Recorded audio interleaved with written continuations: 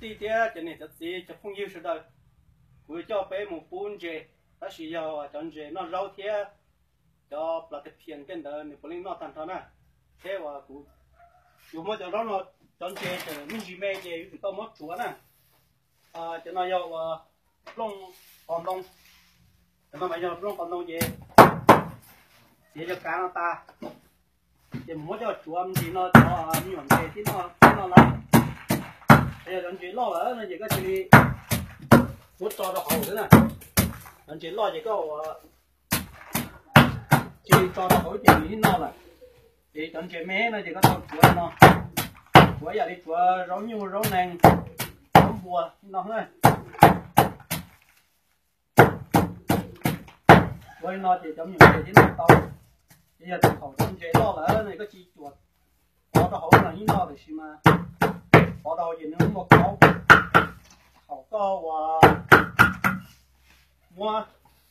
có một tàu chọn chế đó thì giờ có mua vả luôn mua cái này muốn một khẩu gì thì chỉ trong sau chỉ trong sau nhiều món chế cái chủ tâm mất chuột nó thế những cái ly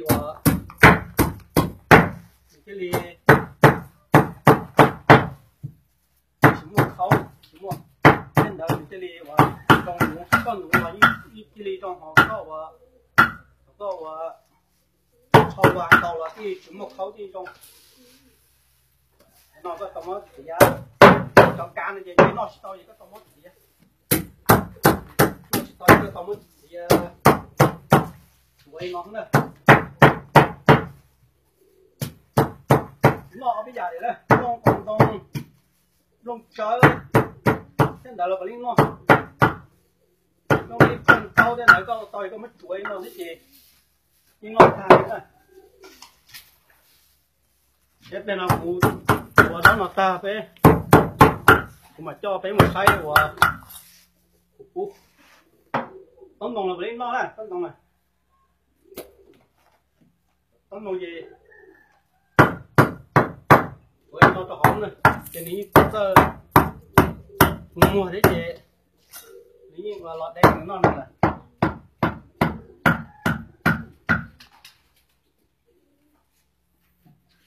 ở đây tập mà cho bé ngủ những thế này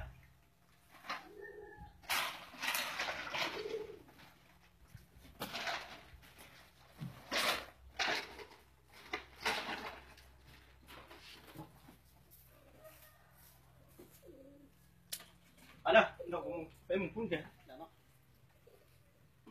thế nó đây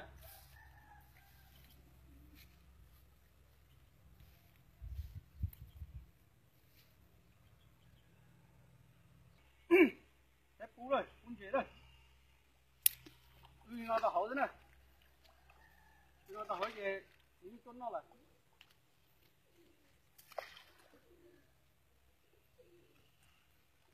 Chế nó hổ chế này, cho nó hổ chế này. Chậm. Chậm chế có cho tao mua bé lúc lì tớ. Có bé lúc lì với chế cho tao mất chuối nó chín nó tao hết. Nó chỉ chua cho hổ luôn mà đây mà nó lấy ý ảnh thôi.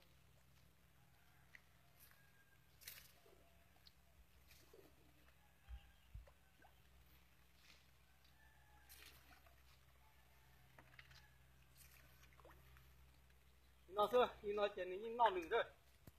chỉ như tới rồi tua đấy.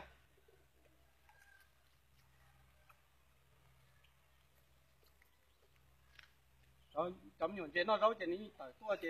cú rau thì nó chỉ nhìn nó như tới tua nhìn nó đấy.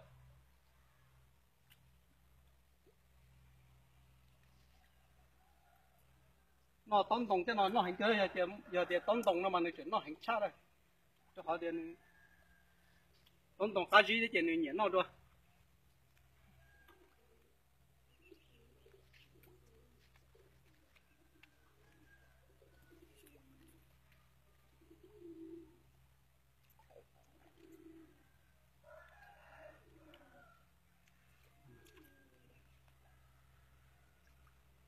nó chơi chọn chơi nó rau chơi ní tự tua nó chơi ní nó rồi lim lim lo rồi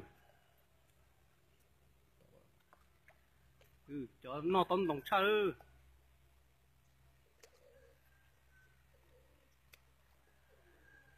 ní nó tốn đồng rồi một tốn đồng tàu mà nữa nhưng nó anh cười